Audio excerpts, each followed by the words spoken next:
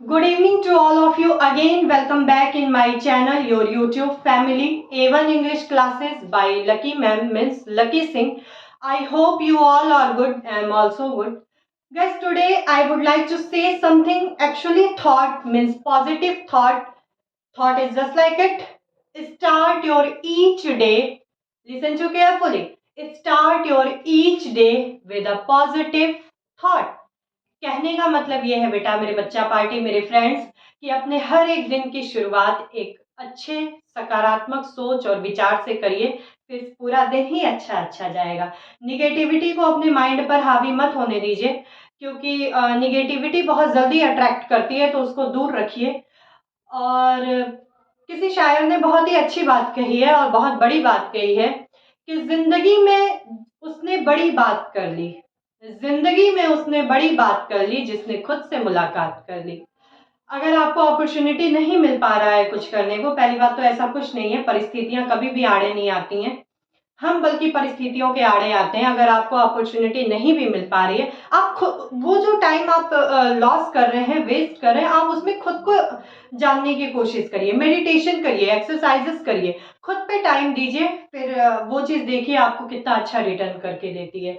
तो बिना देर किए क्लास को आगे बढ़ाती हूँ। Actually I was teaching about pronoun means kind and describing of pronoun, where two last left means reciprocal and exclamatory pronoun. Today's turn of reciprocal and exclamatory pronoun. Let's see here what is reciprocal and what is exclamatory pronoun. Okay, first is reciprocal. Reciprocal. Reciprocal pronoun. Firstly, care on this pronunciation means कुछ लोग इसको reciprocal कहते हैं, कुछ लोग reciprocal कहते हैं, दोनों ही सही है अपनी जगह।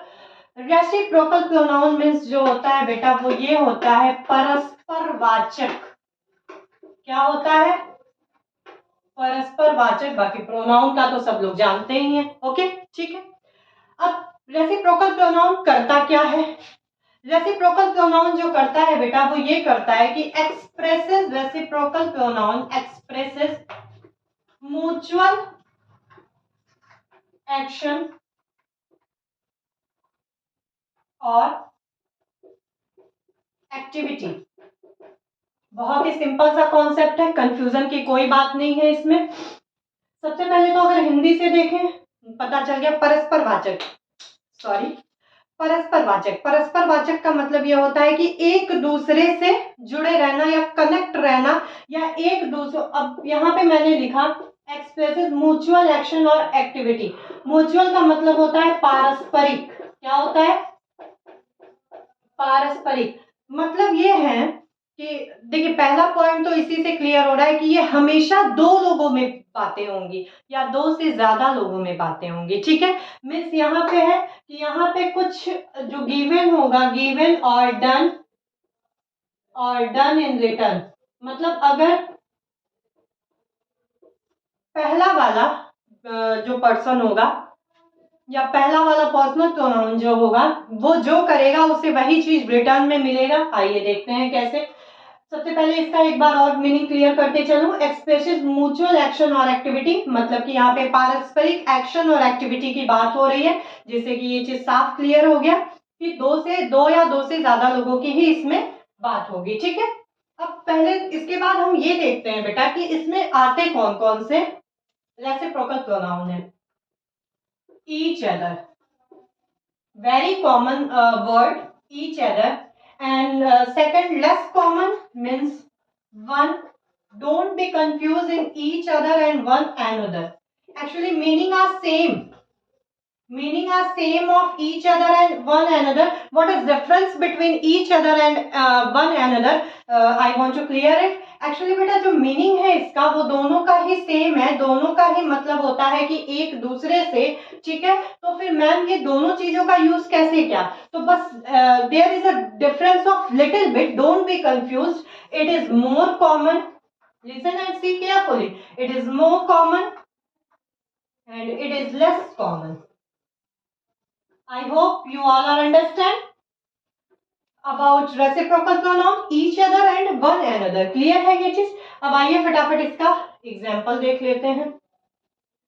मैं अपने बच्चों से ही शुरुआत करती हूँ एग्जाम्पल की, अच्छे से समझ में आएगा।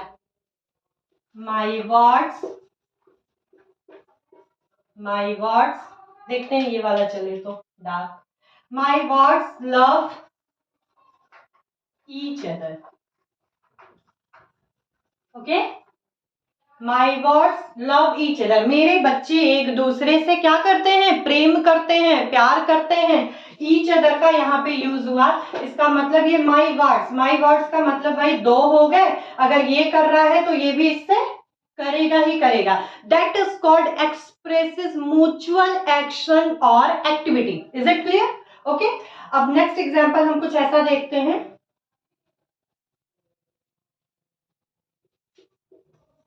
They confuse about each other।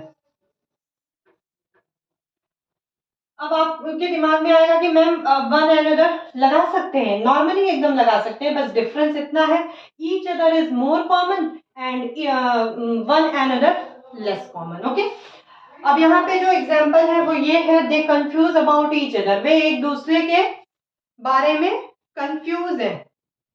मेरे पास भी कुछ रिलेशन ऐसे हैं जिनके लिए मैं कंफ्यूज रहती हूँ, शायद वो भी मेरे लिए कंफ्यूज रहते होंगे। फिलहाल मैं मजाक कर रही हूँ।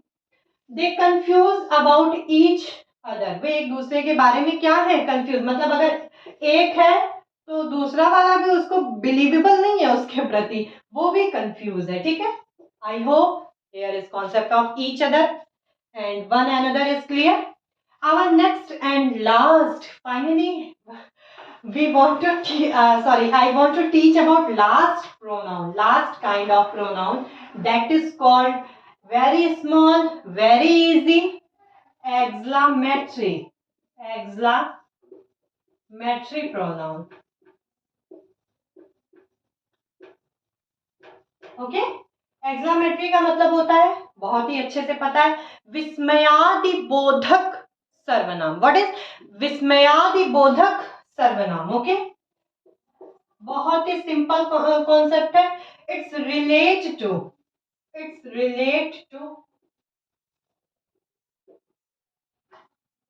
एन एक्सक्लेमेशन,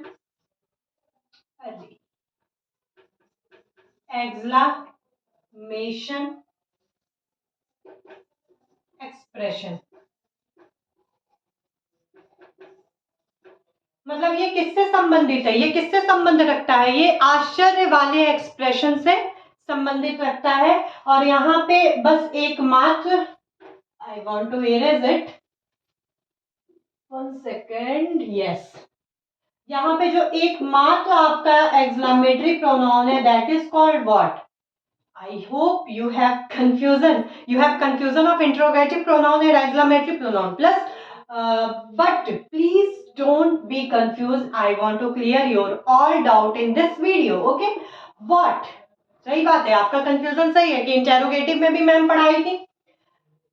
देखिए, कोई भी कॉन्सेप्ट है, या वर्ड को मैं ले लेती हूँ, या इंग्लिश के वर्ड्स को ले लेती हूँ, या हिंदी के ही वर्ड्स को ले लेती हूँ, ये कह सकते हैं कि ये हमारे किचन के इंग्रेडिएंट्स जैसा है, या फिर कह सकते हैं कि ग्रेन जैसा है, ग्रेन्स जैसा है। मतलब उसी चावल का हम चावल भी बनाते हैं, उसी चावल का हम खीर भी बनाते हैं, उसी चावल की हम बिरयानी भी बनाते हैं।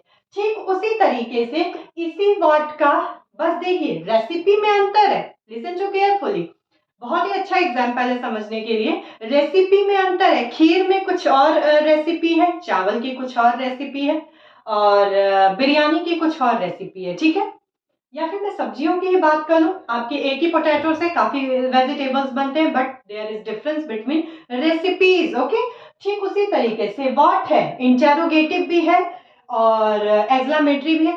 इसीलिए मैं अपने पहले वीडियो से ही ये चीजें क्लियर करती चलती हूँ कि चीजों को आप प्लीज समझते चलिए। रट्टाफिकेशन वाला मैटर आगे चल के कुछ दिन तक तो बहुत अच्छे से रहता है, बहुत अच्छा सपोर्ट करता है, लेकिन आगे चल के वो हमारे लिए प्रॉब्लम क्रिएट करता है।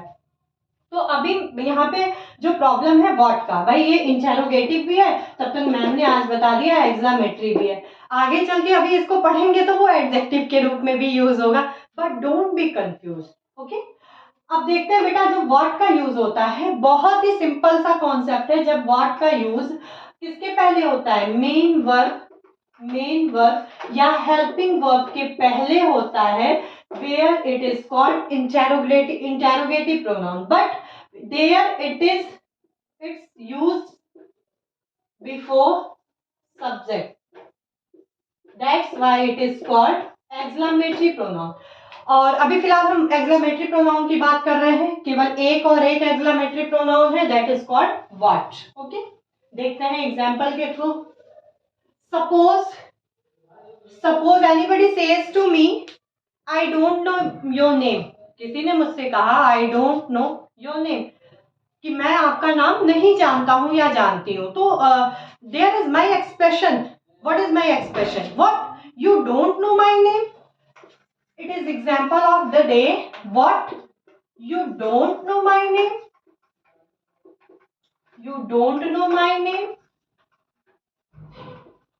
ठीक है, what किसके पहले लगा, सब्जेक्ट के पहले लगा, ठीक है, सब्जेक्ट के पहले लगा, इसलिए ये क्या हो गया, ये हो गया एक्सक्लेमेटरी। अब साथ में इंटेरोगेटिव का भी आप लोगों को मैं क्लियर करते चलूं, what is your name, what is your name, I said to all of you, what is used before, before helping verb or main verb, it is called interrogative pronoun, here it is used before helping verb, is, am, are, it is called helping verb, okay, present helping verb, and it is used before of is, that is called interrogative pronoun। Listen to carefully, don't be confused, here it is used before subject, it is called exclamatory pronoun, very simple conclusion। okay, next, suppose my husband says to me Shivangi is coming to meet you। okay, कहने का मतलब ये है कि मेरे husband suppose कहते हैं कि शिवांगी तुमसे मिलने आ रही है, what was my expression, what, Shivangi, she is my best friend, Shivangi is coming to meet you, coming to meet you। okay, एक और सबसे बड़ा जो डिफरेंस है, एक्सक्लेमेटरी में हमेशा एक्सक्लेमेटरी साइन लगेगा, इंटेरोगेटिव में क्वेश्चन मार्क लगेगा। Okay, I hope this video will helpful for all of you about reciprocal and exclamatory pronoun। If you like my video, then please like, share and subscribe, and it is very important to say about to all of you, please take care to all of you। okay, bye, take care, good night।